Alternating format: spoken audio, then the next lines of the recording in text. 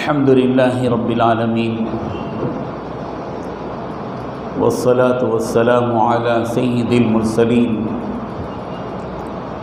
محمد وآلہ وصحبہ اجمعین اما بعد فقال اللہ تبارک وتعالی فی القرآن المجید اعوذ باللہ من الشیطان الرجیم بسم اللہ الرحمن الرحیم ام حسبتم ان تدخلوا الجنة ولما يأتكم مثل الذين خلوا من قبلكم مستهم البأساء والضراء والزلزلوا حتى يقول الرسول والذين آمنوا معه متى نصر الله ألا إن نصر الله قريب صدق الله العظيم. قابل احترام علماء کرام، مختلف تنظیموں کے ذمہ دار احباب، جامع مسجد نرمل کی کمیٹی کے ذمہ دار احباب، بزرگان محترم، آج کا یہ اجلاس ممبر و محراب فاؤنڈیشن کی ایک جدید تحریک جس کا سلوگن چلو کچھ تدبیر کریں، کچھ کام کریں، اس کاز کو اور اس تحریک کو لے کر آپ تمام حضرات کو دعوت دی گئی اور ماشاءاللہ آپ حضرات نے اس دعوت کو قبول فرمایا اور آپ کے سامنے مجھ سے بیشتر مولانا سید رضوان اسدی صاحب نے ان 15 نکات کو واضح کیا. میں ممنون ہوں، مشکور ہوں مولانا امتیاز احمد خان صاحب جو اپنے تخلص کے اعتبار سے یقیناً ماہر ہیں. 15 نکات سے متعلق جو باتیں انہوں نے کہیں میں ان کی تائید کرتا ہوں. مجھ سے متعلق جو کہا ہے اس سلسلے میں میرے لیے سکوت ہی بہتر ہے. بزرگان محترم، بہت ہی سنجیدگی کے ساتھ اور اس سے بھی بڑھ کر ایک فکر کے ساتھ ان باتوں کو سننے کی ضرورت ہے جو میں اپنے دل کے ایک درد کے ساتھ آپ کے سامنے پیش کرنا چاہتا ہوں. یہ کوئی روایتی جلسہ نہیں ہے، ایک فکر انگیز اور فکر آمیز، ایک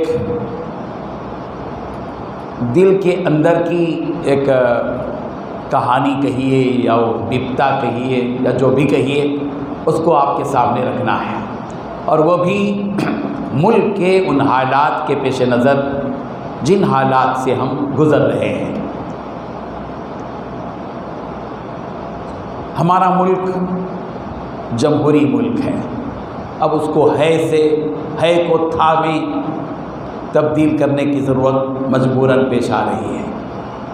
آپ سب سوشل میڈیا کے ذریعے سے ان حقائق تک پہنچ چکے ہیں جو اس ملک کے بدلتے حالات سے متعلق ہے. ہمارا ملک بڑی تیزی کے ساتھ فرقہ پرستی کی طرف سفر کر رہا ہے اور گزشتہ 50-60 سال کی خاموش محنتوں کا پھل ان کو اب مل رہا ہے.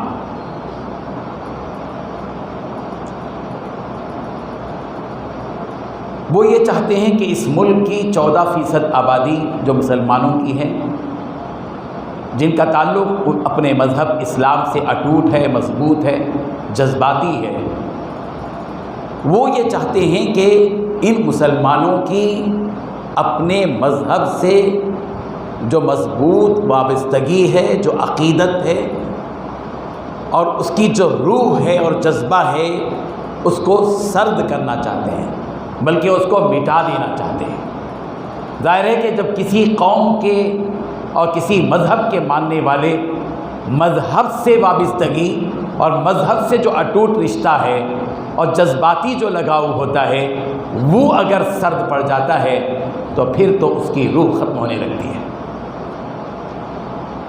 ہم سب جانتے ہیں کہ جو حالات ہمارے ملک میں ہیں یہ حالات مختلف قوموں پر سے ہوتے ہوئے آئے ہیں، یہ کوئی نیا واقعہ نہیں ہے۔ چونکہ ہم 50-60 سال 70 سال 80 سال کے لوگ یا 25 سال 20 سال کے لوگ ہیں، ہمارے دور میں وہ واقعہ نہیں آیا ہوگا، لیکن ہم سے پہلے جو قومیں گزری ہیں ان پر بھی یہ حالات آئے ہیں، اور خود نبی رحمت حضرت محمد مصطفیٰ صلی اللہ علیہ وسلم پر بھی اور آپ پر ایمان لانے والے قدسی صفات صحابہ کرام کے ساتھ بھی یہ حالات آ چکے ہیں۔ چاہے وہ سماجی بائیکاٹ کا مسئلہ ہو، ہمارے بائیکاٹ کی کوششیں شروع ہو چکی ہیں، ہمارے کاروبار کو متاثر کرنے کی کوششیں زمانے سے جاری ہیں، ہم کو سماج کا ایک حصہ ماننے کے لیے اب وہ تیار نہیں ہیں۔ نبی رحمت حضرت محمد مصطفیٰ صلی اللہ علیہ وسلم کو بھی سماجی بائیکاٹ کیا گیا تھا۔ شعبہ ابی طالب میں سرکار اپنے خاندان کے ساتھ 3 سال تک رہے، 3 سال تک، اور جو کرب اور جو درد اور جو مصیبتیں اور جو حالات اس وقت آپ صلی اللہ علیہ وسلم پر آپ کے خاندان پر آئے، سیرت کی کتابوں میں وہ چیزیں موجود ہیں، تفصیل کا موقع نہیں۔ موب لنچنگ کا مسئلہ ہے، نبی رحمت حضرت محمد مصطفیٰ صلی اللہ علیہ وسلم کی نگاہوں کے سامنے صحابہ کرام کے ساتھ موب لنچنگ ہوئی۔ حضرت سمیہ رضی اللہ عنہا کو بے دردی کے ساتھ شہید کر دیا گیا۔ ایک مہذب مجلس میں اس کیفیت کو ہم بیان کرنے کی ہمت نہیں رکھتے۔ حضرت بلال حبشی کے ساتھ موب لنچنگ کا معاملہ ہوا، حضرت خبیب کے ساتھ، حضرت خباب کے ساتھ، اور ان جیسے بہت سے ایسے صحابہ کے ساتھ ہوا جن کو اس دین و ایمان، جن کو اپنے دین کی بقا کے لیے ان ساری چیزوں کو برداشت کرنا پڑا۔ اب ہم اس ملک میں ہیں، 14% مسلمان ہیں، ہم پر بھی وہ حالات اب لائے جا رہے ہیں، وہ بادل ہمارے اوپر منڈلا رہے ہیں۔ ایسے موقع پر سیرت کے مختلف اسباق ہم سب کے اندر ہمت پیدا کرتے ہیں، بہادری پیدا کرتے ہیں، ہم سب کو مایوسی کے دلدل میں کبھی سیرت کے یہ اسباق نہیں پہنچاتے، محفوظ رکھتے ہیں ایمان والوں کو۔ جو کوئی نبی کی سیرت کو سچے دل کے ساتھ پڑھے گا اور سیرت کے ان تمام پہلوؤں پر سنجیدگی کے ساتھ غور کرے گا، وہ کبھی مایوسی کی طرف اپنا قدم نہیں بڑھائے گا۔ پچھلی قوموں کے ساتھ کیا ہوا تھا، پیارے پیغمبر کے ساتھ کیا ہوا، سازشیں ہوئی، ان قوموں کے ساتھ بھی وَلَنُخْرِجَنَّكُم مِّنْ أَرْضِنَا أَوْ لَتَعُودُنَّ فِي مِلَّتِنَا۔ قوموں نے کیا کہا تھا نبیوں کے ساتھ، نبیوں کے ماننے والوں سے کیا کہا تھا، ہم تم کو اس بستی سے، اس سرزمین سے نکال باہر کر دیں گے۔ ہمیں بھی تو کہا جا رہا ہے، زمانے سے کہا جا رہا ہے وہاں چلے جاؤ۔ کہاں چلے جائیں؟ تمہارے نانی کا گھر ہے یا ہمارا سسرال ہے، جہاں چلے جائیں۔ 25 کروڑ مسلمان، ایک آدمی آتا ہے تو ہنگامہ مچ جاتا ہے، ایک آتی ہے تو بھی ہنگامہ مچتا ہے، اور یہ 25 کروڑ چلے جائیں گے آسانی سے؟ کہاں جائیں گے؟ آپ کو پسند ہے جائیے، تشریف لے جائیے کسی ایسے علاقے میں جو آپ کے مطابق ہو، موافق ہو، آپ کے مذہب کے مطابق ہو۔ ہم کو تو یہی رہنا ہے، ہمارے باپ آدم اپنے اور ہمارے اور تمہارے ابا حضرت آدم کی جگہ ہے، یہ سرزمین ہے، ہم یہی رہیں گے، یہی مریں گے انشاءاللہ۔ اور نہ صرف جئیں گے، نہ صرف زندہ رہیں گے، نہ صرف ہم بلکہ ہماری پوری نسل قیامت تک اس ملک میں اپنے دین و ایمان کے ساتھ زندہ رہیں گے۔ کسی کی کوئی طاقت نہیں ہے، مچھروں کی طاقت سے بھی کمزور طاقت ہے ان کی رب ذوالجلال کی قوت و طاقت کے مقابلے میں، جس کے ہاتھ میں لہو مقالید السماوات والارض، جس کے ہاتھ میں آسمانوں اور زمین کی کنجیاں ہیں، مفاتیح ہیں، اور ساری چیزیں ہیں، مقالید ہیں، آسمان، زمین، سورج، چاند، ستارے، سیارے. تم تو چاند پر قدم رکھ کر کہہ رہے ہو اور طاقت بتا رہے ہو. جس چاند کی جو چاند جس رب کی طاقت میں ہے اور جس اپنے بندے کو بھیجا رسول بنا کر اس کی انگلی کی اشارے کے تابع ہے، وہ اس چاند کا خالق اور مالک رب ذوالجلال. رب ذوالجلال کی قوت و طاقت کو سمجھنا ہر مومن کی ذمہ داری ہے. نہ صرف یہ بلکہ اس رب ذوالجلال کی طاقت کو اپنی نسلوں تک سمجھانے کی ذمہ داری ہم سب کے کاندھوں پر ہے. صرف ہم مومن بن کر اس دنیا سے چلے جائیں گے، یہ تمنا ہرگز مت کیجئے اس وقت میں کہ میں زندہ رہوں گا ایمان کے ساتھ، میں قبر میں چلا جاؤں گا. ہرگز نہیں. اللہ نے ہم سب کے کاندھوں پر اس بات کی ذمہ داری دی ہے کہ ہمارے بعد والی ساری نسلیں ایمان پر قائم رہیں گی انشاءاللہ. یہ ہے وہ پیغام. یہ حالات یہ الٹتے پلٹتے ہیں، اور ان حالات کو پلٹنے والا رب، اس کے پاس اتنی بڑی طاقت ہے کہ ایک عورت جیسے توے پر کی روٹی کو یوں پلٹتی ہے، میرا پروردگار اتنی شان والا ہے کہ ان کو بھی یوں پلٹ سکتا ہے. اور کب پلٹے گا وہ اس کی حکمت کے پیچھے ہے. اس کے پیچھے حکمتیں ہیں، اس کے پیچھے مصلحتیں ہیں، اس کے پیچھے مشیت الہی ہے، اللہ کے ارادے ہیں. اس کو معلوم ہے کہ کب کرنا ہے، ہم کو کیا معلوم؟ وہ کر دے گا انشاءاللہ. تلک الایام نداولها بین الناس. اللہ کہہ رہے ہیں یہ دن ہیں جن کو ہم لوگوں کے درمیان میں الٹتے پلٹتے رہتے ہیں. تم مت سمجھو کہ تم آج جاؤ وہاں کل بھی رہو گے، اس لیے کہ پرسوں جو تھا وہ اب نہیں رہا، تو تم کہاں رہو گے؟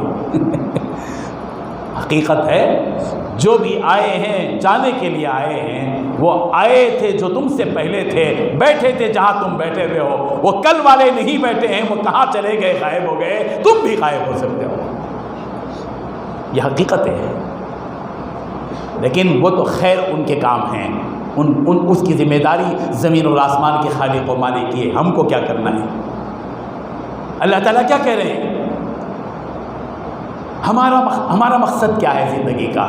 ہماری زندگی کا مقصد یہ اللہ نے ہم کو عبادت کے لیے پیدا کیا ہے. ہم عبادت کر رہے ہیں. ہماری مسجدیں ہیں ماشاءاللہ، ہمارے مدرسے ہیں، ہماری گنبدیں ہیں، ہمارے مینار ہیں، ہمارے ممبر و محراب ہیں، اور ہمارا اسلامی شعار ہے. ہمارے لیے اللہ کی کتاب ہے، ہمارے لیے نبی کی سنتیں ہیں چھوڑی ہوئی، اور یہ ساری چیزیں ہیں. ہماری زندگی کا مقصد انہی چیزوں کے ساتھ جینا ہے، اس رب کو راضی کرنا ہے، اور اس رضا کے بعد ہم کو وہ جنت پانا ہے جو جنت اللہ نے متقیوں کے لیے تیار رکھی ہے.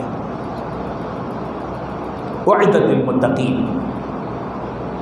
لیکن وہ جنت ملے گی کیسے؟ صرف نماز سے نہیں، صرف روزے سے نہیں. نماز، روزہ، زکوٰۃ، حج، عمرہ، قربانی، سب ان ساری چیزوں کے ساتھ کچھ اور بھی کرنا ہوگا جس کا تعلق ملت سے ہے، جس کا تعلق پوری اجتماعیت سے ہے، جس کا تعلق پوری ملت سے ہے، پوری اجتماعیت سے ہے، پوری امت سے ہے. اللہ تعالیٰ اسی کا سوال کر رہے ہیں. اب حسبتم، بہت قابل غور ہے یہ آیت، سنجیدگی کے ساتھ سننے کی اور ذمہ داری کے ساتھ سننے والی آیت ہے. ام حسبتم، اللہ تعالیٰ سوال کر رہے ہیں، ہم سب کے ساتھ سوال ڈال رہے ہیں سامنے. سوال اتر رہا ہے، ام حسبتم، کیا تم یہ خیال کرتے ہو ان تدخلوا الجنہ، کہ تم جنت میں داخل ہو جاؤ گے یوں ہی پھگٹ میں؟ جنت میں یوں ہی داخل ہو جائے، چچا صاحب آگے چلے جائیے، داماد تشریف لائیے اندر داخل ہو جائیے، سسے صاحب اندر آ جائیے، چچا جان تشریف لائیے، بھتیجے صاحب آئیے. نہیں، ایسا نہیں ہوگا. اتنی آسانی کے ساتھ جنت کا داخلہ، جنت کا ایڈمیشن نہیں ملے گا. سیمینر ہال میں بھی جاتے ہو تو پاس بک چاہیے، ٹوکن چاہیے، پاس بک چاہیے، فلاں چاہیے. فلائٹ میں جانا بھی ہے تو بورڈنگ پاس چاہیے، ٹرین میں جانا ہے ٹکٹ چاہیے. اللہ کی اتنی بڑی جنت، جو ایک جنت پوری دنیا پوری زمین سے کئی گنا زیادہ ہے، وہ جنت یوں ہی مل جائے گی پھگٹ میں. اللہ تعالیٰ کہہ رہے ہیں کب؟ ام حسبتم ان تدخلوا الجنة ولما يأتكم مثل الذين خلوا من قبلكم، جبکہ تمہارے اوپر وہ حالات ابھی آئے ہی نہیں جو تم سے پہلی قوموں پر آئے. جنت سے پہلے حالات کا انتظار کرو، یہ مطلب ہے اس کا. جنت سے پہلے حالات جب آئیں گے تو ان حالات میں تمہیں کس طرح رہنا ہے اس کی تیاری پہلے کرو، گراؤنڈ بناؤ. جب ابھی تک تمہارے اوپر وہ حالات نہیں آئے ہیں جو پچھلی قوموں پر آئے تھے اور تم جنت کا خواب دیکھ رہے ہو، ابھی نہیں. صبر کرو، انتظار کرو. کیا ہوا تھا پچھلی قوموں میں؟ مستہم البأساء والضراء، مصیبتیں آئی تھیں، آفتیں آئی تھیں، تکلیفیں آئی تھیں، طرح طرح کی مشقتیں جھیلنا پڑا تھا ان کو. پھر کیا ہوا تھا اس کے بعد؟ وَزُلْزِلُوا، وہ جھنجھوڑے گئے تھے، زلزلہ آ گیا تھا، دھوم مچ گئی تھی، جھنجال پیدا ہو گیا تھا، زلزال ہو گیا تھا، لرز گئے تھے سارے کے سارے لوگ، پوری قوم لرز گئی تھی حالات کی وجہ سے. جب اس وقت کے نبی نے کہا تھا حتیٰ یقول الرسول والذین آمنوا معہ متی نصر اللہ، اس وقت میں کہا تھا، اس وقت کے رسول نے اور اس کے ساتھ جو ایمان لائے تھے کہا تھا متی نصر اللہ، اللہ کی مدد کب آئے گی؟ یہ جوڑے جا چکے ہیں، آفتیں آ گئی ہیں، مصیبتیں آ گئی ہیں، دشمن حاوی ہے، مغلوب ہو چکے ہیں، شکست خدا ہو چکے ہیں، کب آئے گی اللہ کی مدد؟ جب پکارا تھا سب نے مل کر تو رب ذوالجلال نے بندوں پر رحم فرما کر کہا الا ان نصر اللہ قریب، خبردار بے شک اللہ کی مدد قریب ہے. وہ زمانہ بھی قریب ہوگا جس وقت اللہ کی مدد ہندوستان کی سرزمین پر اترے گی انشاءاللہ. لیکن اترے گی کب؟ جب ہم سب مل کر متی نصر اللہ کی آواز لگائیں گے. کب آئے گی اللہ کی مدد؟ اب بزرگوں اور دوستوں، جو ملک کی اب حالات ہیں، ان حالات میں سب سے بڑا جو چیلنج ہے وہ کیا ہے؟ روپیہ، پیسہ، دولت وہ تو کما ہی رہے ہیں، فیکٹریاں ہیں، خزانے ہیں، فلاں ہیں، ان پر بھی حملہ ہوگا، لیکن اتنا خطرناک حملہ مال پر نہیں ہوگا، ہماری فیکٹری پر نہیں ہوگا، ہمارے مکان پر نہیں ہوگا، بلکہ سب سے بڑا چیلنج اس وقت اس ملک کا یہ ہے کہ یہاں کے دیندار لوگوں کو بد دین بنا دیا جائے گا، بے دین بنا دیا جائے گا. اور جو بے دین ہیں ان کو دین سے اتنا دور اور محروم کر دیا جائے گا کہ جب وہ زلزلہ آئے گا اس ملک میں، وہ سیلاب آئے گا تو وہ سب بہہ کر چلے جائیں گے. اس وقت ہماری یہ سب چیزیں، یہ ہمارے منصب، ہمارے عہدے، ہمارے سب بڑی یہ تعارف کی جو چیزیں ہیں کچھ بھی کام نہیں آئیں گی. وہ جب وقت آئے گا سیلاب، اس سیلاب کو ہم سب کو سامنے رکھ کر پلاننگ کرنا ہے، منصوبے بنانا ہے. کیا کرنا ہے اب؟ ہم لوگ بڑے مطمئن ہیں ماشاءاللہ سے، بہت مطمئن ہیں ماشاءاللہ سے، ہر شخص مطمئن ہے. میری بچی کی شادی ہو گئی، میرے بیٹے کی بھی شادی ہو گئی، اور میری بھی شادی ہو گئی، اور ماشاءاللہ جو ہے میرا مکان بھی بن گیا، اور مجھے اور کیا ضرورت ہے؟ میرا بیٹا باہر بھی چلا گیا، اب تو کیا ہے چک پر چک ماہانہ آ جاتا ہے، میں ریلیکس ہوں. ہم کو کیا فکر کی ضرورت ہے صاحب؟ میرے پاس سب کچھ ہے. سب کچھ ہونے کے باوجود کچھ نہیں رہے گا جب حالات آ جائیں گے. ہمارے لیے سب سے بڑی اثاثے کی چیز ہمارا دین اور ہمارا ایمان ہے، اور وہ طبقہ جو دین سے دور زندگی بسر کر رہا ہے، یہ طبقہ ہم سب کا پیاسا ہے. ہم سب کے کاندھوں پر ذمہ داری ہے کہ یہ دیندار طبقہ جو نماز پڑھ لیتا ہے، روزہ رکھ لیتا ہے، تراویح پڑھ لیتا ہے، جمعے کی نماز پڑھ لیتا ہے، عیدین کی نماز پڑھ لیتا ہے، اللہ کی کتاب کی تفسیر سن لیتا یا پڑھ لیتا ہے، یہ طبقہ اس امت میں صرف 20% ہے. کتنے فیصد ہے صاحب؟ 20% ہے. ہر 100 میں کے 80 لوگ بے دینی کی زندگی گزار رہے ہیں، جن کو نہ نماز معلوم ہے، نہ وضو کے فرائض معلوم ہے، نہ تحیات معلوم ہے، نہ دعائے قنوت معلوم ہے، نہ سجدے کی تسبیح معلوم ہے، نہ رکوع کی تسبیح معلوم ہے، نہ نبی کی سنت معلوم ہے، نہ زندگی گزارنے کا طریقہ معلوم ہے. بے دینی کی زندگی 80% گزارتا ہے. جہاں بھی جلسہ ہوتا ہے ہمارے مدارس کا، مساجد کا، فلاں کا، ہمارے جتنے بھی لوگ کام کر رہے ہیں وہ پوری 20% پر کام ہو رہا ہے، 20% پر کام ہو رہا ہے.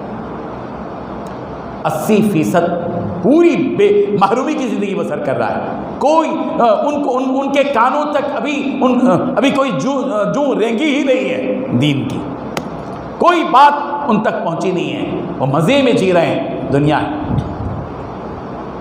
اس لیے اب ہم سب کو طے کرنا ہوگا کہ وہ طبقہ, اب جو ان کی کوششیں ہو رہی ہیں نا, یہ جو فرقہ پرست طاقتیں, ہمارے محسن لوگ ہیں, یہ میں کہتا ہوں یہ تو ہمارے لیے بڑے محسن ہیں. اس لیے محسن ہے یہ لوگ کہ ہم سوئے ہوئے تھے, اب ہم کو جگا رہے ہیں. اب اس کے باوجود بھی اگر نہیں جاگیں گے تو ان کا احسان بیکار ہو جائے گا. اس لیے ان کے اس احسان کو کام میں لاؤ. جو ہمارے محسن ہیں ہم کو اٹھا رہے ہیں, جگا رہے ہیں, جاگو, اب تمہارا دین و ایمان خطرے میں ہے, اٹھو, جاگو. یہ جگا رہے ہیں, ہمارے محسن ہیں. اگر اب جگ گئے تو سمجھیے کہ قیامت تک انشاءاللہ جگے رہیں گے انشاءاللہ. اب سو جائیں گے اور سوتے ہی پڑیں گے اور مطمئن رہیں گے بہت اچھا ہمارے ملک میں سب کچھ ٹھیک ٹھاک چل رہا ہے, تو بہت بڑی غلط فہمی ہوگی. اس لیے کہ میں پوری ذمہ داری کے ساتھ یہ بات کہہ رہا ہوں, ہندوستان کے چپے چپے گوشے گوشے میں پہنچ کر, چاہے وہ آپ کا نیپال کا بارڈر ہو, بہار ہو, اڑیسہ ہو, جھارکھنڈ ہو, مغربی بنگال ہو, اور چنئی ہو, اور کیرلا کی بات ہو, یا گجرات کی بات ہو, یا مہاراشٹر کی بات ہو, کرناٹک کی بات ہو, تلنگانہ کی بات ہو, آندھرا کی بات ہو, کرناٹک کی بات ہو, یہ ساری ریاستیں ہیں جن کے چپے چپے میں پہنچ کر ان کی حالت زار کو دیکھا ہے, ان کی بے دینی کو بھی دیکھا ہے, ان کی غربت کو بھی دیکھا ہے. غربت کا علاج تو کیا جا رہا ہے, ٹھیک ہے کچھ مل جا رہا ہے, لیکن جہالت اور دین سے دوری یہ سب سے بڑا مرض ہے.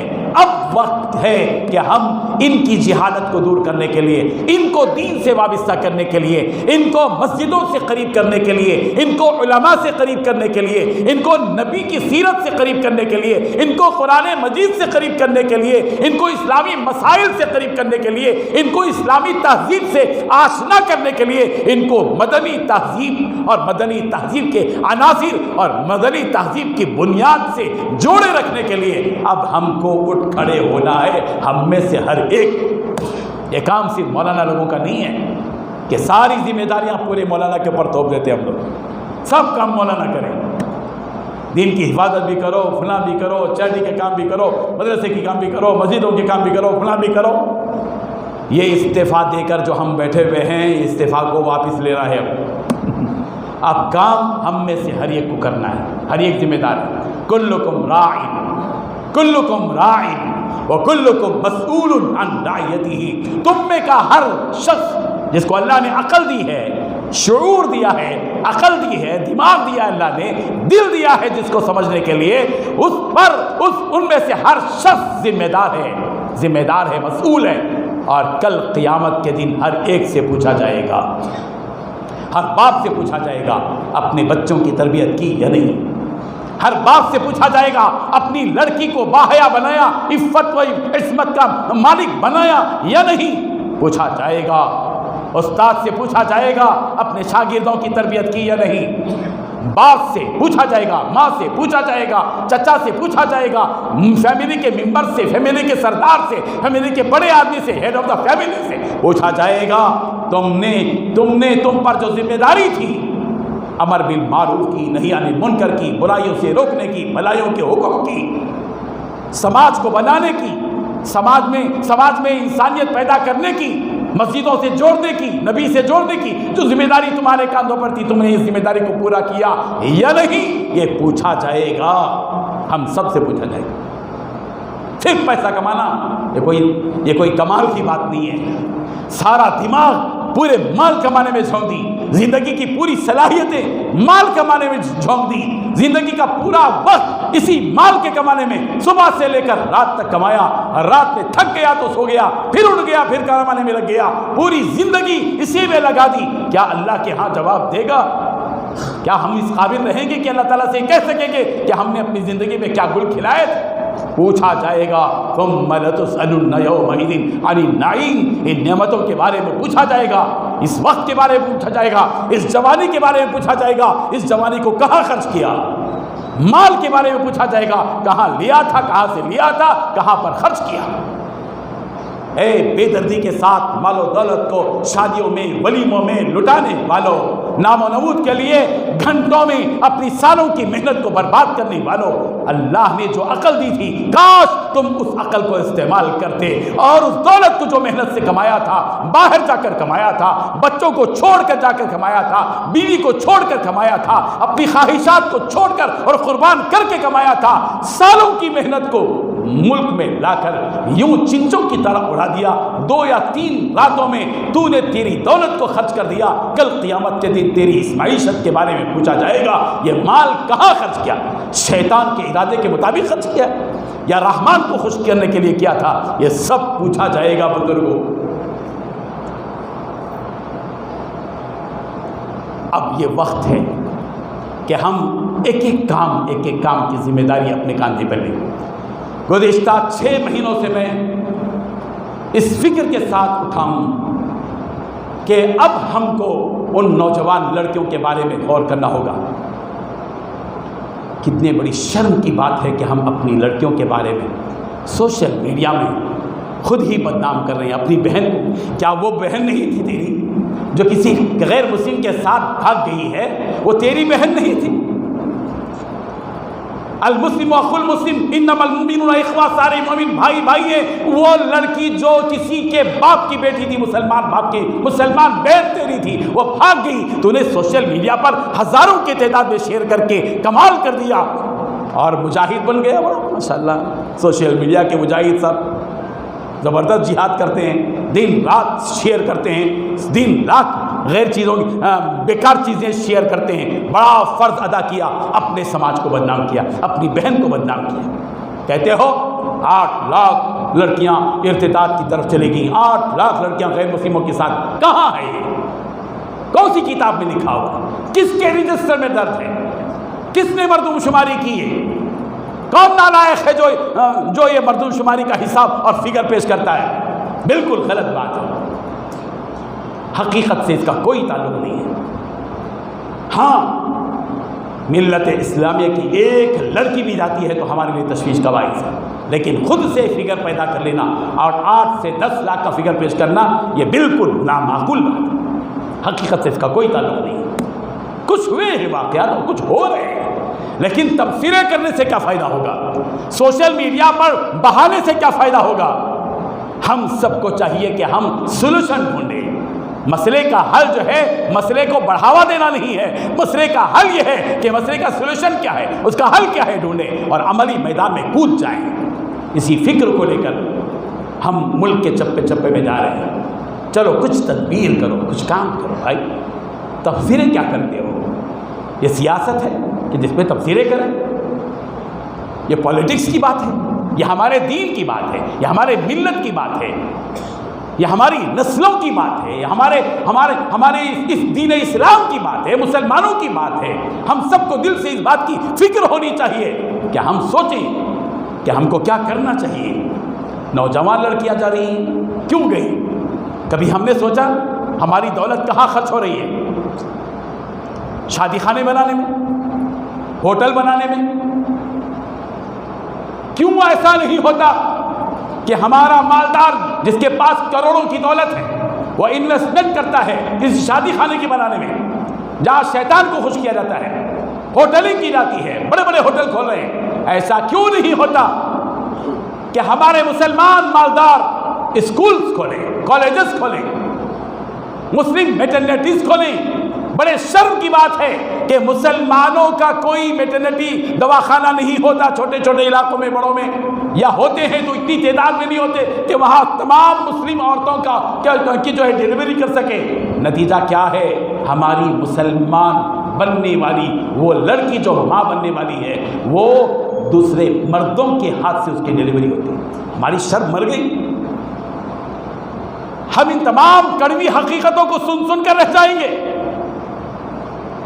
علاج یہ ہے کہ ہمارے بہت کاروبار کیجیے، آپ بالکل کاروبار کیجیے، کوئی مسئلہ نہیں ہے۔ اسکول کھولیے، کالجز کھولیے، اچھی اور تگڑی فیس رکھیے، مگر کھولیے تاکہ ہمارا کوئی بچہ عیسائی مشنری میں جا کر عیسائی بن کر نہ آئے، ہمارا کوئی بچہ کسی غیر مسلم اسکول میں جا کر وہاں سوریہ نمسکار پڑھ کر نہ آئے، وندے ماترم پڑھ کر نہ آئے۔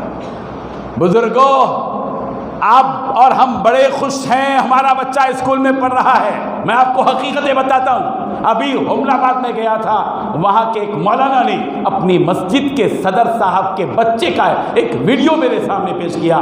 کیا بچہ پڑھ رہا ہے؟ سوریہ نمسکار پڑھ رہا ہے، سروسوتی کی گیتیں گا رہا ہے بچہ۔ اس کو پوچھا جاتا ہے کہ یہ کون سکھایا؟ کہتا کہ ہمارے اسکول میں تو روزانہ پڑھایا جاتا ہے۔ ہمیں پتہ نہیں کہ ہمارا بچہ، ہاں پتہ نہیں، ہم تو بڑے مزے میں جمعہ کی نماز پڑھ رہے ہیں، ہم تو فجر کی نماز، ظہر اور عصر اور مغرب اور عشاء اور تہجد اور اشراق اور موابین سب کچھ پڑھ رہے ہیں، اور ہمارا بچہ اسکول میں کافر بن کر آ رہا ہے۔ کیا احساس نہیں ہے؟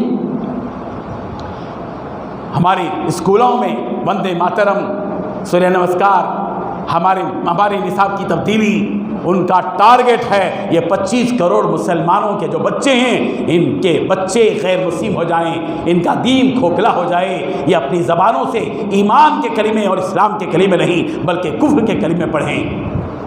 یہ ہوگا کیا ہم دیکھتے ہی رہ جائیں گے تماشے؟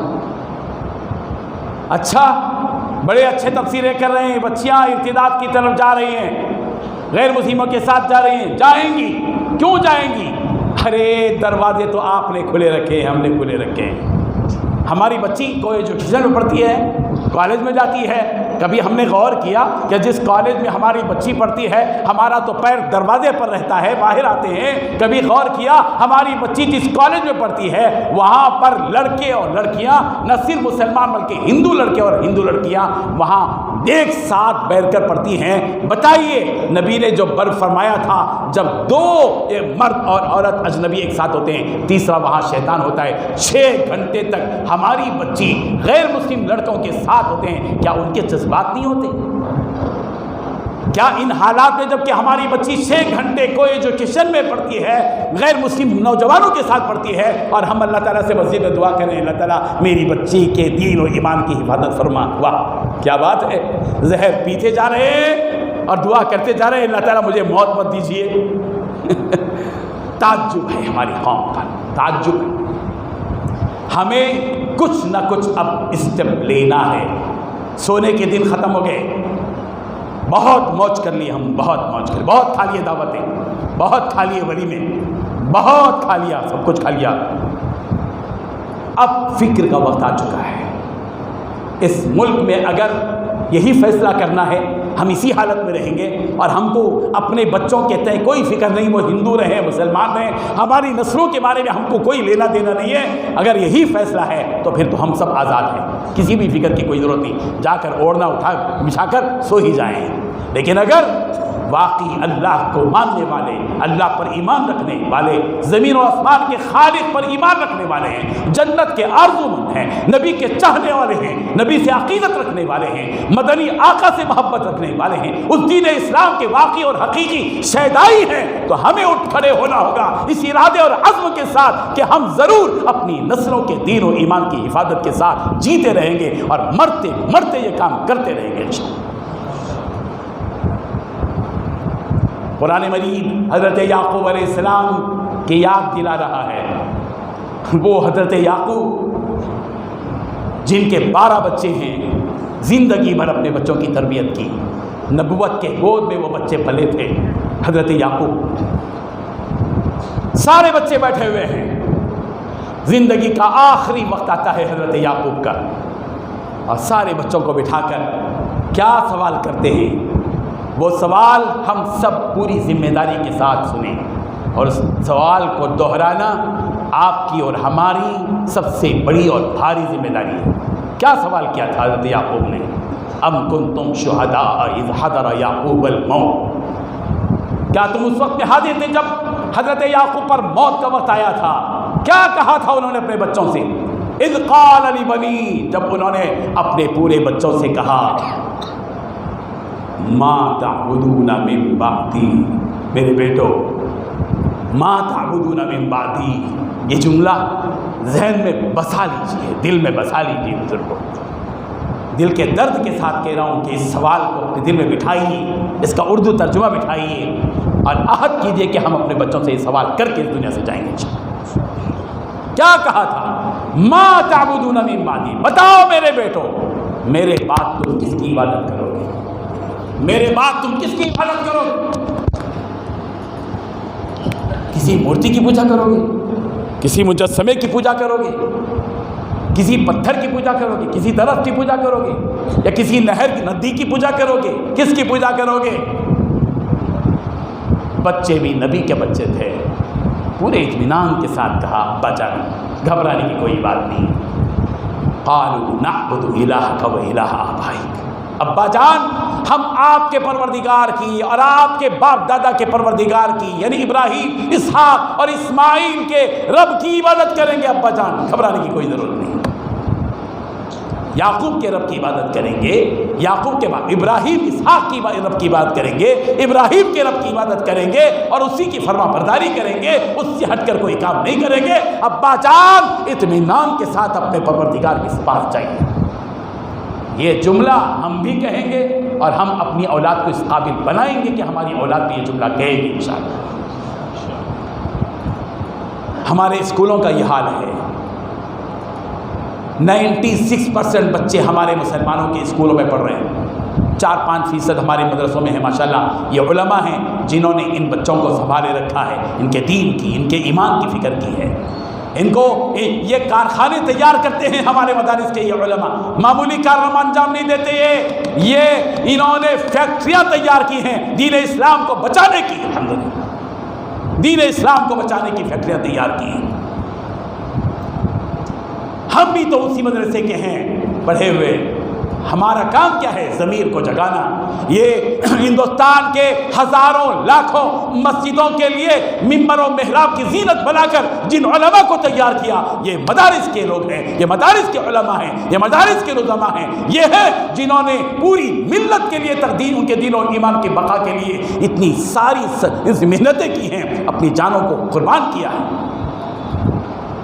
یہ 4% بچے جو پیدا ہوتے ہیں پوری ملت میں پہنچتے ہیں انشاءاللہ۔ ان اسکولوں میں 96% جو بچے پڑھتے ہیں، ان کے دین و ایمان کی بقا کے لیے ہم کو کام کرنا ہے۔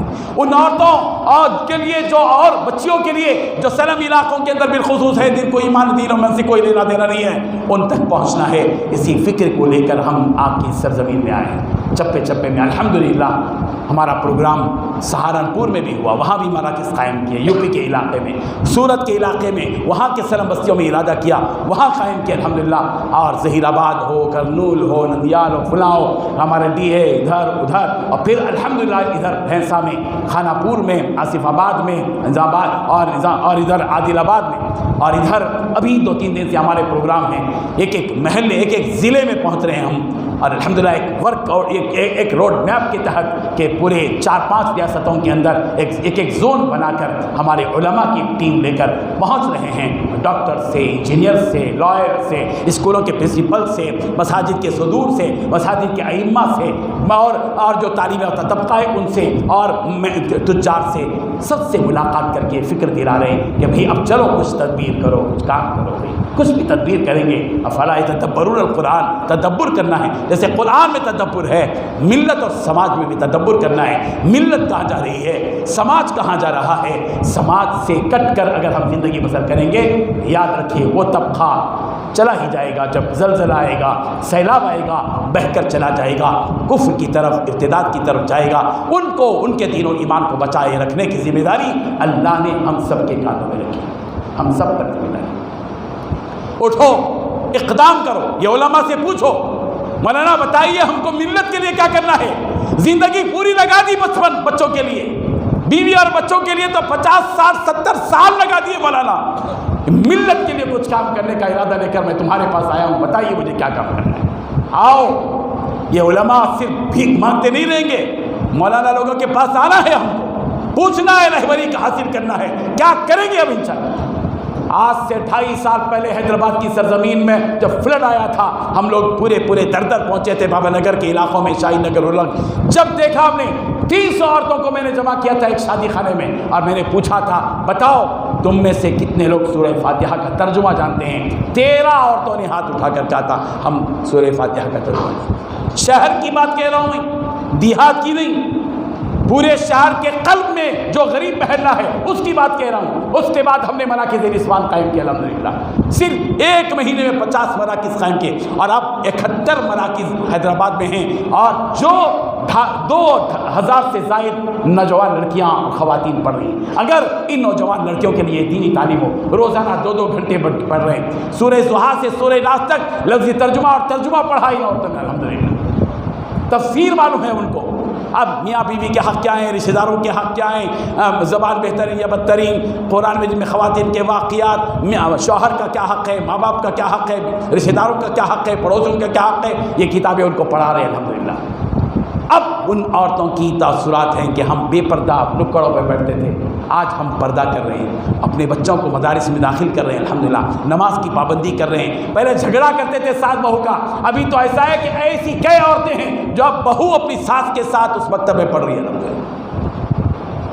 اسکولوں کے لیے ہم نے نظام بنایا بیسٹ کیریکٹر پروگرام کا، 10 علماء کو تنخواہ دے کر ہم نے رکھا۔ گزشتہ 1 سال سے یہ 15 دن میں ایک مرتبہ کی ترتیب سے اسکولوں بچوں میں جا کر best character program moral science کے نام سے نبی رحمت صلی اللہ علیہ وسلم کی سیرت پیش کر رہے ہیں۔ 135 اسکولوں میں حیدرآباد میں کام ہو رہا ہے۔ یہ کام ملک کے چپے چپے میں ہونا چاہیے۔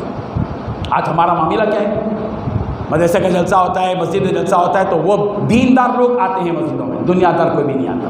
یہ دنیا دار تک ہمیں پہنچنا ہے، یہ کنویں کا دور نہیں ہے کہ کوئی آ کر پانی لے کر جائے گا، اب یہ نل کا دور ہے، ہمیں ان تک دین پہنچانا پڑے گا، ورنہ وہ اسی کے ساتھ مر جائیں گے۔ کتنی پشتیں ان کی مر چکی ہیں، ایمان کے بغیر، دین کے بغیر، نماز کے بغیر، روزے کے بغیر، تراویح کے بغیر۔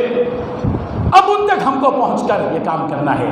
نرمل کی سرزمین بھی پیاسی ہے، آپ تھوڑا سا جائیے سرم بستیوں کے اندر، اکیلے بھی جائیے، کسی مولانا کو لے کر جائیے، کسی ذمہ دار مالدار کو لے کر جائیے، ذرا اپنے قریب قرب و جوار کے ان جھوپڑیوں میں جائیے، پوچھئے ان سے، ان بچوں سے پوچھئے۔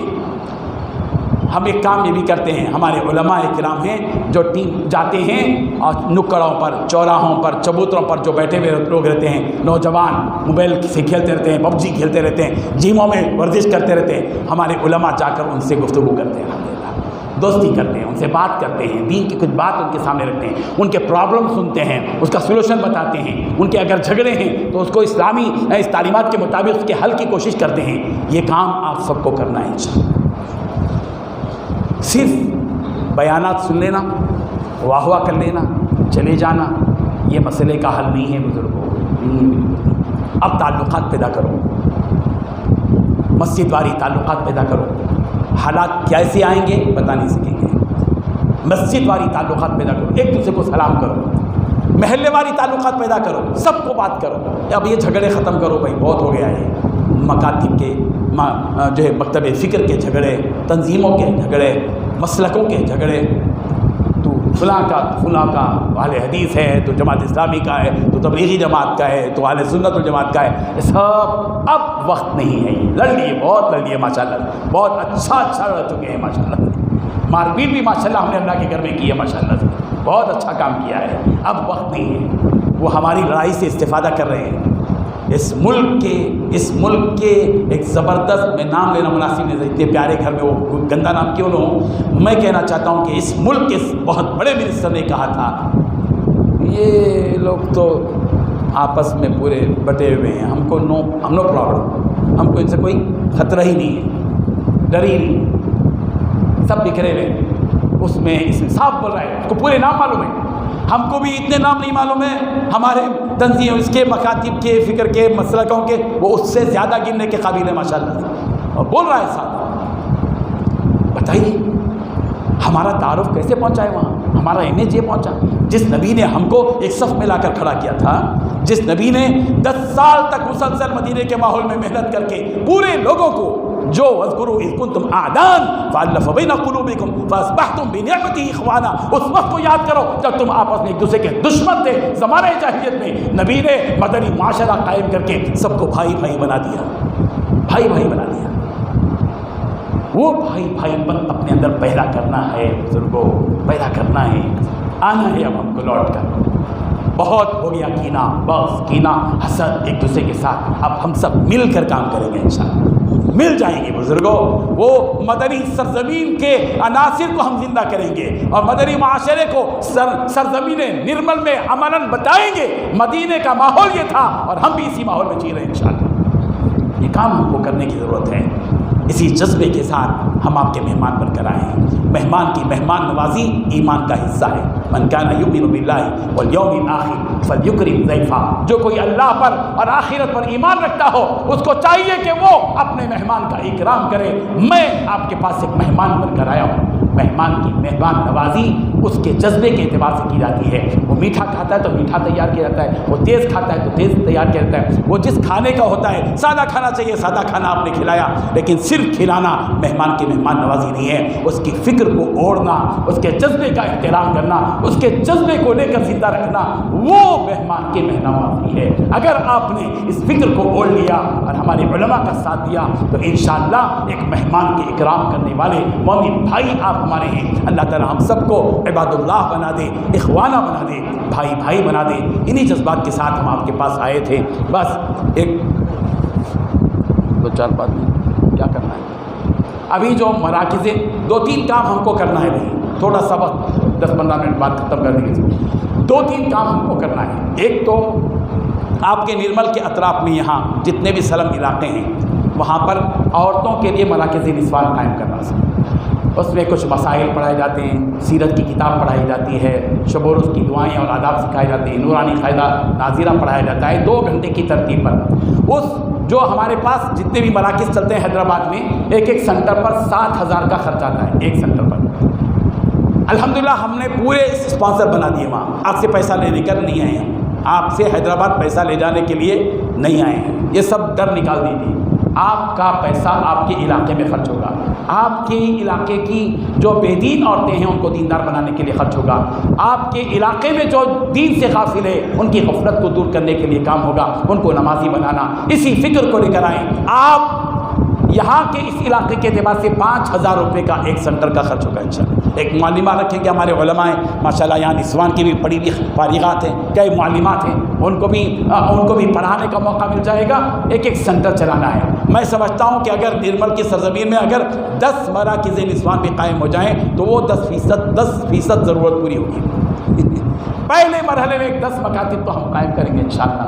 آپ لوگ اللہ نے مال دیا، دولت دی، ہزاروں روپے کما رہے ہیں، مندی کھانے کے لیے 10 افراد کو لے جاتے ہیں، 4-5 ہزار روپے دار کیا جاتے ہیں، وہی 5,000 روپے سے 25 خاندانوں کے دین کی فکر ہو سکے گی، ان کے اندر دین پہنچے گا، ایمان پہنچے گا، تقویٰ آئے گا، پرہیزگاری آئے گی۔ اسی فکر کے ساتھ آپ سے پہلے تشکیل ہے کہ آپ نرمل کی سرزمین کے ان علاقوں میں مراکز نسوان قائم کرنے کا ایک ٹارگٹ کریں، 10 ہو تو 10، 5 ہو تو 5، جتنے بھی ہو، ایک صاحب خیر اٹھیں اپنی طرف سے۔ اس میں تو ایسے بھی لوگ ہیں ماشاءاللہ، ایک صاحب ہی 10 مکاتب چلا سکتے ہیں میں جانتا ہوں الحمدللہ، کوئی بڑی بات نہیں ہے۔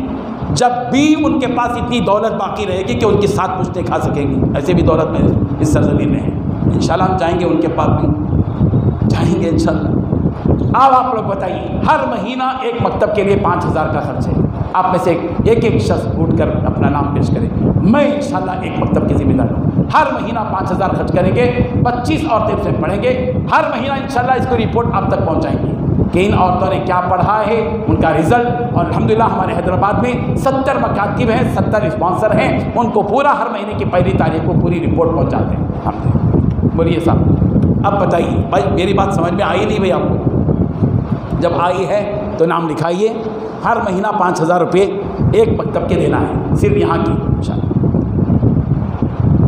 روزانہ 2 گھنٹے کی ترتیب پر مختلف محلوں میں عورتوں کے لیے مکاتب کا نظام شروع کرنا ہے۔ ایک مکتب کا ماہانہ 5,000 روپے خرچہ ہے۔ پہلے ایک کوئی بول دو بھی، اصل میں کیا ہوتا ہے، کوئی بھی اس لیے نہیں بولتے کہ کوئی ایک تو بولے پہلے، جو پہلے بولتا ہے نا ماشاءاللہ، دیکھیے صاحب نام لکھیے ماشاءاللہ، اللہ برکت دے، اللہ تعالیٰ آپ کی ہمت۔ محمد امتیاز صاحب 1 سینٹر کے ماشاءاللہ، اور بولو بھی۔ جامعۃ المومنات میں 1 سینٹر چلائیں گے، جامعۃ المومنات میں مولانا امتیاز صاحب ایک سینٹر اپنی طرف سے خود چلائیں گے انشاءاللہ. ماشاءاللہ جزاک اللہ. جی 2 سینٹر ہو گئے. یس سمیر صاحب کی طرف سے 2 سینٹر.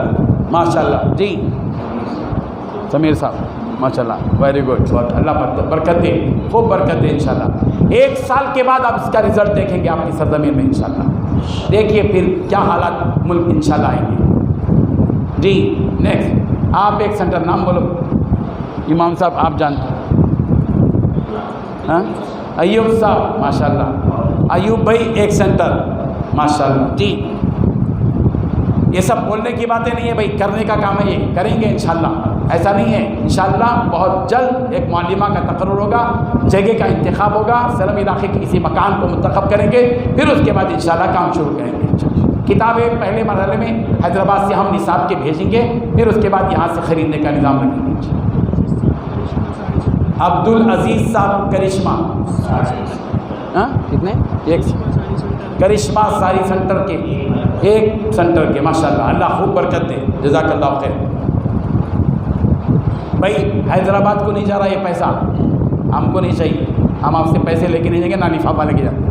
ہم اپنے پیسے سے آتے ہیں, اپنے پیسے سے جاتے ہیں. آپ نے جو کھلایا وہی آپ نے کھلایا, پیسے نہیں لیں گے ہم انشاءاللہ. آپ لوگ بولیں گے مولانا خود ہم بھی تقریر کر کے خود ڈالنے کے لے جاتے.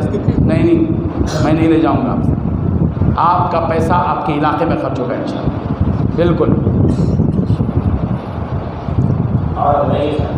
جی ماشاءاللہ. نام بولیے صاحب. افسر صاحب جزاک اللہ خیر ماشاءاللہ. اللہ خوب برکت دے, جزاک اللہ خیر. ایک اور کام کرنا ہے ابھی روک کر, یہ مراکز کے لیے ہوئے بھائی. اور ایک کام ہم کو کرنا ہے, نرمل میں جتنے بھی مسلم مینجمنٹ اسکول ہیں, ان اسکولوں کے لیے ایک عالم کو مقرر کرنا ہے انشاءاللہ. ہمارے حیدرآباد میں 10 علماء کو تنخواہ کے ساتھ رکھے ہم لوگ, روزانہ ایک اسکول جاتے ہیں. آپ کے نرمل میں کتنے اسکول ہوں گے سر؟ مولانا احسان صاحب کتنے اسکول ہیں مسلم مینجمنٹ؟ 7-8. چلیے 7-8 سے زیادہ بھی ہو سکتے ہیں, 10 ہوں گے. تو 10 اسکولوں کے لیے پھر منڈل میں بھی, اطراف میں بھی. تو ایک عالم کو اگر آپ رکھتے ہیں تو روزانہ ایک اسکول جائیں گے وہ انشاءاللہ. 15 دن میں یہ پورا راؤنڈ ہو جاتا. پھر 15 دن میں ایک عالم کی تنخواہ 10,000 روپے دیکھ سکتے ہیں انشاءاللہ پیٹرول کے ساتھ. 8,000 تنخواہ, 2,000 پیٹرول, 10,000 روپے. کوئی ایک ذمہ داری لے یا 2 آدمی مل کر لیں, نام بتائیں گے انشاءاللہ. بہت بڑا کام ہو جائے گا بھائی. ہزاروں بچوں تک دین پہنچے گا انشاءاللہ. ہزاروں بچوں کو نبی کی سیرت پہنچے گی انشاءاللہ. جی کوئی ہے جو 2 آدمی مل کر, ایک ہی آدمی 10,000 روپے دے دے. ایک اسکول کے لیے ایک عالم کا تقرر ہوگا. ہر مہینہ رپورٹ آپ تک پہنچے گی کہ یہ مولانا کون سی اسکول میں جا کے کون سی تاریخ پر بات کیے ان سے. ہر کام کھلا رہے گا انشاءاللہ. ایسا نہیں پیسے لے کے جیب میں رکھ لیے ہاں چل رہا, ایسا نہیں ہوگا انشاءاللہ. برابر چلے گا پوری رپورٹ. ہم لوگ ہر مہینہ پورے 10 علماء کے, ان کے اسپانسر ہیں, ان کے اسپانسر تک ہر مہینے کی 1 تاریخ کو پورا شجرا بھیجتے ہیں ان کو. یہ اسکول میں انہوں نے یہ جو ہے جا کر دین کی بات کی. جی بولو بھائی ماشاءاللہ. ایک مولانا پوری, ایک مولانا کی ماشاءاللہ. اللہ برکت دے, جزاک اللہ خیر. اللہ تعالیٰ آپ سے خوش ہو, راضی ہو. ماشاءاللہ آپ نے مرکز نسوان کا بھی ذمہ داری لی, اور ماشاءاللہ سے ایک مولانا کی تنخواہ کی ذمہ داری. بھائی 1 تاریخ سے شروع ہو جانا چاہیے انشاءاللہ. ہاں ہمارے مولانا مبین صاحب, مفتی مبین صاحب نرمل ضلع کے ممبر و محراب فاؤنڈیشن کی اس تحریک کے نمائندہ رہیں گے انشاءاللہ. اور ہمارے یہ بڑے علماء ہیں, ان کی سرپرستی کریں گے, اور سارے علماء ان کا ساتھ دیں گے انشاءاللہ. اور آپ احباب بھی مختلف تنظیموں کے ذمہ دار, ان کے ساتھ ہو کر پوچھیے ان کو کہ کیا کام کرنا ہے. 7 مکاتب ہوئے, ٹھیک ہے کوئی مسئلہ نہیں. جزاک اللہ خیر. 7 احرف ہے نا, 7 منزلیں ہیں قرآن میں. رہنے دیجیے 7. اب آئندہ آئیں گے تو تلک کا عشرۃ الکاملہ کریں گے, اس کو 10 ہو جائیں گے انشاءاللہ. ٹھیک ہے, جزاک اللہ خیر. آپ نے مجھے بہت خوش کیا. اللہ تعالیٰ آپ کو خوش رکھے, اور آپ کے خاندان والوں کو خوش رکھے, اور نسلوں تک دین کی بقا کے لیے ہم سب کو فکر کرنے کی توفیق عطا فرمائیں. ہاں بھائی نہیں, ایک بات اور ایک ہے. میں نے آپ کو بتایا تھا کہ مسجد والی سطح پر آپ کو جوڑنا ہے نا. ہم لوگ جو ہے ہندوستان کے تمام مسجدوں کے لیے کام شروع کیے ہیں. ہر مسجد کے لیے QR کوڈ ممبر و محراب تیار کر رہا ہے. وہ QR کوڈ یہاں لگایا جائے گا, وہاں باہر باب داخلے پر ہے. آپ اپنے موبائل سے اسکین کریں واٹس ایپ سے, تو آپ اس گروپ میں جوائن ہو جاتے ہیں. اس کے ایڈمن اس مسجد کے امام رہیں گے. یہاں کی دوسری مسجدوں کے لیے بھی ایک نظام رہے گا انشاءاللہ. دوسری مسجدوں کے امام کو بھی اس گروپ کا ایڈمن بنایا جائے گا. ہر مسجد کا الگ الگ بار کوڈ بنایا گیا ہے, QR کوڈ. اس میں جہاں بھی جس مسجد کو ہم دیتے آ رہے ہیں, ہمارے سفر میں پورے دیتے آئے الحمدللہ, گروپ بنتے جائیں گے. ایک ایڈمن ممبر و محراب فاؤنڈیشن کے آفس میں رہے گا, ایک ایڈمن آپ رہیں گے. آپ اگر چاہتے ہیں جمعہ کا خطبہ عورتوں تک پہنچانا ہے تو آپ اس گروپ میں انشاءاللہ آپ اپنا خطبہ ڈال دیں گے, 2-4 منٹ کا خطبہ انشاءاللہ. کوئی اہم بات مسجد والی سطح پر پھیلانا ہے, کوئی اہم بات, تو وہ بھی پھیلا دی جائے گی. مسجد کے نماز کے اوقات تبدیل ہو رہے ہیں تو وہ QR اسی واٹس ایپ گروپ میں ڈال دیں گے. اس طرح ہر مسجد میں ہم نے الحمدللہ اس کام کرنے کا آغاز کیا ہے, اور QR کوڈ کے ذریعے سے مسجد والی سطح پر ہر ایک کو آپس میں مربوط رہنا ہے. تعلق, ایک دوسرے کا تعلق ضروری ہے. ہم حالات جب آئیں گے تو اس وقت میں یہ چیز انشاءاللہ سمجھ میں آئے گی. اللہ ہم سب کو ان حالات سے بچائے, لیکن ہم کو پہلے اپنے آپ پر پوری طرح محفوظ رہ کر کام کرنے کی اور منصوبہ بنانے کی توفیق عطا فرمائے. ایک تو بار کوڈ ہے, دوسرے اپنی تفسیر ہے, عام فہم درس قرآن. الحمدللہ میری تفسیر ہے 5000 صفحات پر وہ تفسیر ہے. وہ تفسیر روزانہ ایک درس کے انداز میں آ رہی ہے. 1900 درس اب تک الحمدللہ ہو چکے ہیں. روزانہ واٹس ایپ سے آتی ہے. ایک نمبر اگر آپ موبائل پر نوٹ کر لیں, میں ابھی لکھا دیتا ہوں, تو آپ اس گروپ میں بھی جوائن ہو جاتے ہیں جس میں آپ کو درس آتا ہے. نمبر نوٹ کریں اپنے آپ کے موبائل میں انشاءاللہ. 939 441 9850. اور ایک مرتبہ سن لیجیے, 939 441 9850. یہ نمبر سیو کر کے واٹس ایپ سے السلام علیکم بھیجیے. آپ کو گروپ میں درس قرآن کے گروپ میں ایڈ کر لیا جاتا ہے. الحمدللہ ہزاروں لوگ روزانہ یہ درس سنتے ہیں. اور کچھ بولنا ہے؟ آپ کی کتاب تفسیر قرآن دینا ہے اچھا ہے آپ کے پاس؟ اچھا الحمدللہ جو تفسیر ہے آخر کی الحمدللہ 1500 مسجدوں تک ہم نے پہنچا دی ہے الحمدللہ اسپانسر لے کر. اور اس وقت میں 16 اماموں کو یہاں پر یہ تفسیر دی جا رہی ہے انشاءاللہ. مجھے یاد نہیں تو پتہ نہیں. یہ عام فہم درس قرآن ہے, 6 جلدوں میں ہے. آپ لوگ اسی نمبر پر فون کر کے بھی آپ کو ضرورت ہے تو آپ بورڈ سے منگوا لے سکتے ہیں. عام لوگوں کے لیے 3000 روپے ہے, علماء کے لیے ائمہ کے لیے 2500 روپے ہے. یہاں کے اب جو دیا جا رہا ہے وہ فری دیا جا رہا ہے, ہدیہ دیا جا رہا ہے.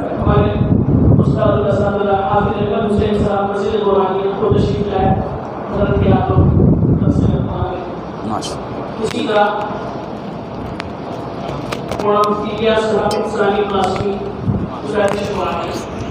کریم الرحمان صاحب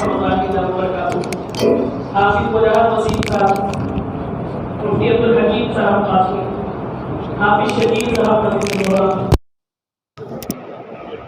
ولی اشتیاق صاحب مسجد اظہر, حافظ انصار صاحب مسجد عثمان,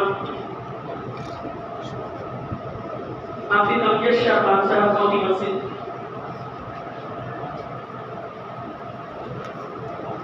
مفتی حسان تو رشید صاحب مسجد یحییٰ نور. اپنا رنگ دکھا جاتی ہے, اپنا رنگ دکھا جاتی ہے, صحبت اللہ والوں کی اللہ سے ملوا جاتی ہے, صحبت اللہ والوں کی, صحبت اللہ والوں کی. ظلم و ستم ہو, درد ہو, غم ہو, یا کوئی ہو رنج. السلام علیکم ورحمۃ اللہ وبرکاتہ. آج 26 اگست 2023 کو میں شہر نرمل میں ہوں. یہاں کے ہمارے مقامی علماء کرام میرے ساتھ ہیں. ممبر و محراب فاؤنڈیشن کے زیر اہتمام جو تحریک جدید ہے, اس سلوگن کے ساتھ کہ چلو کچھ تدبیر کریں, کچھ کام کریں, 15 نکاتی پروگرام کو سامنے رکھنے کے لیے الحمدللہ مختلف علاقوں میں دورے چل رہے ہیں. اور آج ہم یہاں کریم نگر ڈسٹرکٹ اور نرمل میں یہ پروگرام منعقد کر رہے ہیں۔ جامع مسجد نرمل میں آج عشاء کے بعد یہ پروگرام طے ہے، اور الحمدللہ نرمل ضلع میں اس تحریک کو زندہ رکھنے کے لیے اور مختلف پہلوؤں پر کام کرنے کے لیے اور 15 نکاتی پروگرام کو عمل میں لانے کے لیے مولانا مفتی مبین صاحب کو ایک نمائندہ بنایا گیا ہے۔ ہمارے سارے علماء ان کے ساتھ رہیں گے، یہاں کے نوجوان انشاءاللہ ساتھ رہیں گے اور اس تحریک کو لے کر انشاءاللہ آگے بڑھیں گے۔ ہمارا مقصد یہ ہے کہ اس امت کا جو 80% طبقہ بے دینی کی زندگی گزار رہا ہے ان تک پہنچنا اور ان کو دین پر قائم رکھنا اور ان کے اندر دین و ایمان کی قوت پیدا کرنا ہے۔ اسی فکر کے ساتھ مراکز نسوان اور اسکولی طلباء میں خطابات اور بے دین افراد سے ملاقات کا ایک سلسلہ ممبر و محراب فاؤنڈیشن سے اس تحریک کے ساتھ چل رہا ہے۔ ہمیں امید ہے کہ انشاءاللہ یہ تحریک مختلف ریاستوں میں پھیلے گی۔ آندھرا پردیش، تلنگانہ، کرناٹک، مہاراشٹرا اور یو پی اور تمل ناڈو وغیرہ میں اس کام کا آغاز ہو چکا ہے۔ جزاک اللہ خیرہ۔